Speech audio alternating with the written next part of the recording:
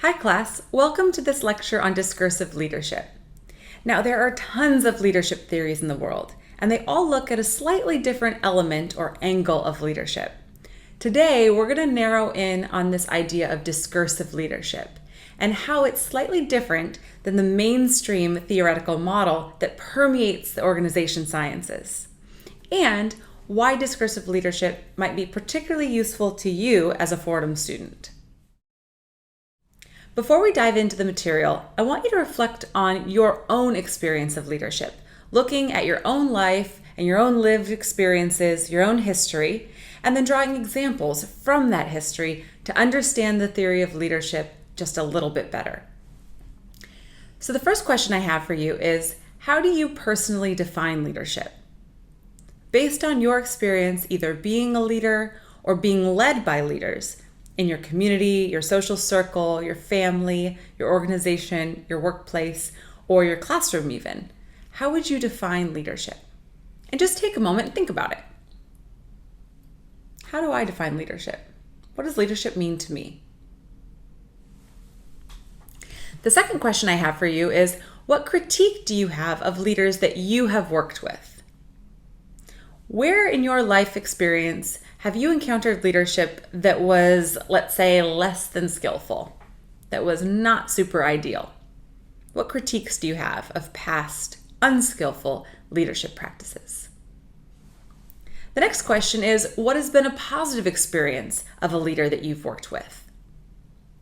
Thinking back into your experience, or even maybe your current experience, where have leaders in your life shown up and done it right?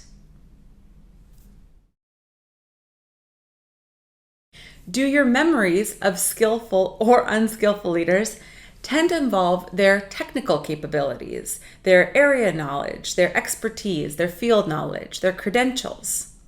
Is that where good leadership or not so good leadership tends to emerge?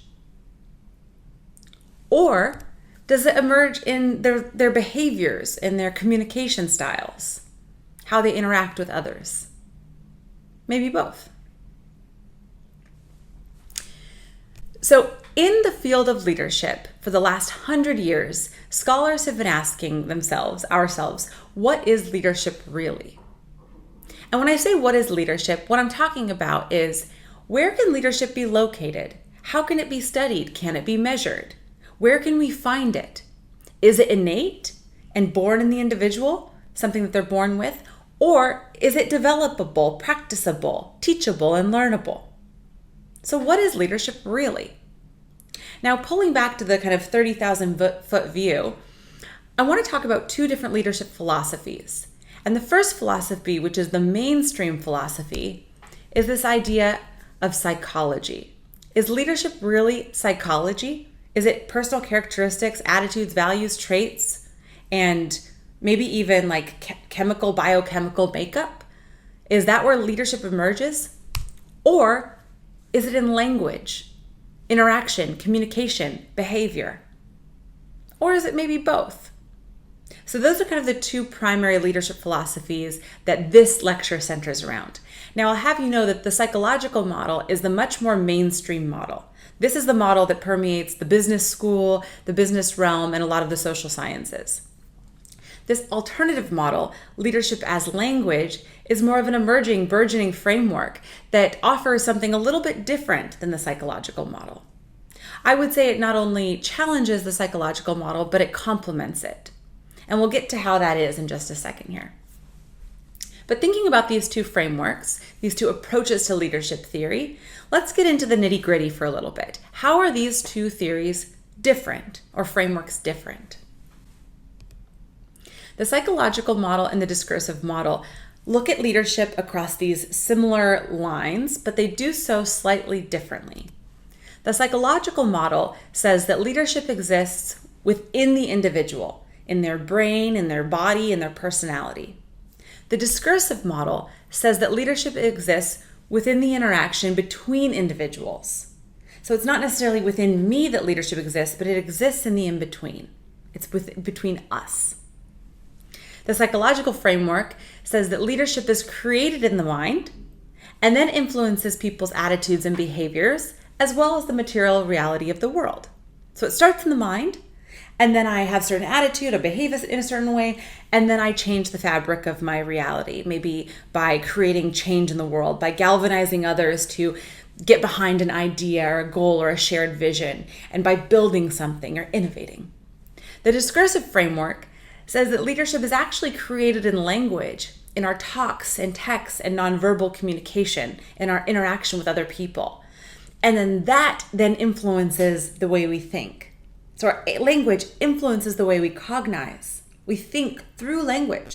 And then that influences the material reality of the world. The psychological framework says that communication is something that takes place within leadership interactions. So if I'm a leader, I show up to a meeting, that's the leadership interaction, that's the context, and that communication happens within that context. The discursive model flips that on its head and says that communication is actually something that creates leadership contexts. So I, as an individual, show up to a meeting, and the context that is created in that meeting is the communication. The communication is the bubble in which leadership and other interactions show up.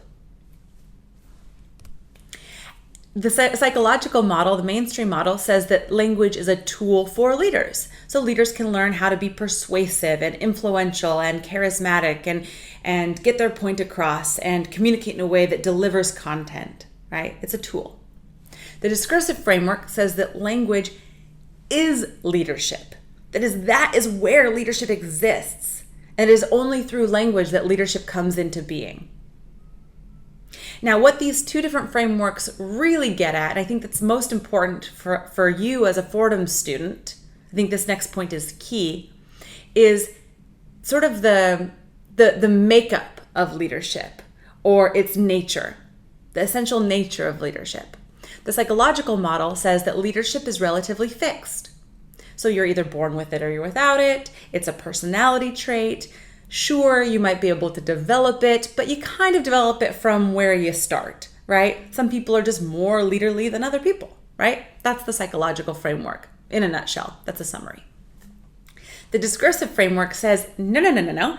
Actually, leadership is relatively fluid. It's dynamic, evolving, ever-changing. It isn't fixed at all. It isn't immutable at all. In fact, it's totally developable with intention. Now, looking at these two frameworks, ask yourself, which one rings true to me? Which one feels a little bit more real, a little bit more accurate to me? And when you ask yourself that, what's going to come up for you is going to be at least two things. One, your social conditioning and your history and how you were taught and what you learned growing up about leadership and probably about personality traits. And what else is going to ring true for you is your desires, what you want to believe to be true. So if you are somebody who finds themselves particularly leaderly, you might like the psychological model because it's identity serving, right? Or if you're somebody who doesn't find themselves very leaderly, you might also like the psychological model because it lets you off the hook a little bit for leadership. Well, I'm not a leader, so I'm not going to try. And either way, that's okay. There's nothing wrong with that, but it's something to be aware of. If you find yourself kind of liking the discursive model, it could be that you find yourself kind of leaderly, but you really want to improve your leadership capabilities. Or it could be that you find yourself not particularly leaderly today, but you're excited to practice and become and embody and enact leadership in your life. I find the discursive model a little bit more inspiring because there's more room for growth there. This model takes more of a growth mindset. Now, considering all of this, what is the point of the discursive framework? The point of the framework is not that it necessarily says that a psychological model is wrong. It doesn't do that. It challenges the model. It complicates the model by asking, how real is it? Are there boundary conditions around psychology and around personality? Is the psychological model comprehensive? Is it all encompassing? Does it explain everything about leadership? And I would say the answer is no. The discursive model then, while it challenges the psychological model, it actually complements it. So it doesn't negate it. Instead it says, well, although it may be true that people are born with a particular sort of leadership capability, or maybe have a leaning toward more charismatic or visionary ways of being, although that may be true, leadership as it applies to the organizational context, as it applies to the social reality of the world, leadership in that sense shows up and becomes something tangible through the words that come out of our mouth and our body language. That's where leadership actually emerges. So, when we're thinking about how leadership emerges in an organization from a discursive mindset, we're looking at two things, and they both have the same name, even though they're slightly different. We're looking at little d discourse and capital D discourse. Little d discourse is all the little day-to-day communication that you engage in when you text your friend or gossip in the hallway or send your professor an email or, give someone a high five when you're walking past them in the hall. I don't know if you guys give high fives, but little d discourse is all that little day-to-day communication. And that little day-to-day communication actually influences capital D discourse, which is the social and organizational norms and structures and policies that exist in the organization, these systemic structures. So when people engage in all this little communication, over time, all that little communication and how those people talk and interact influences the organizational culture. And that kind of makes sense, right? It influences the structure of the organization. But it doesn't stop there.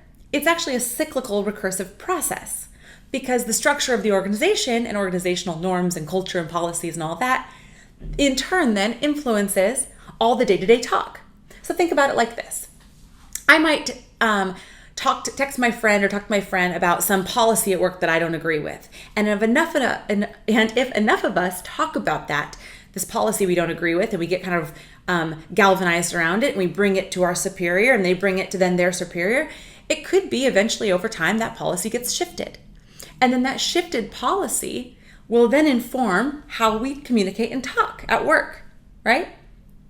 And so it's this cycle. Now, if you're looking at that cycle from a discursive leadership lens, it becomes very apparent that every single person in the organization, regardless of their hierarchical status or position in the organization, aka regardless of their leadership role or lack thereof, every single person in the organization has the opportunity through language and communication to influence the larger organizational structure, to influence the organizational culture, to influence the organizational norms. Let me give you a relevant example in my classroom.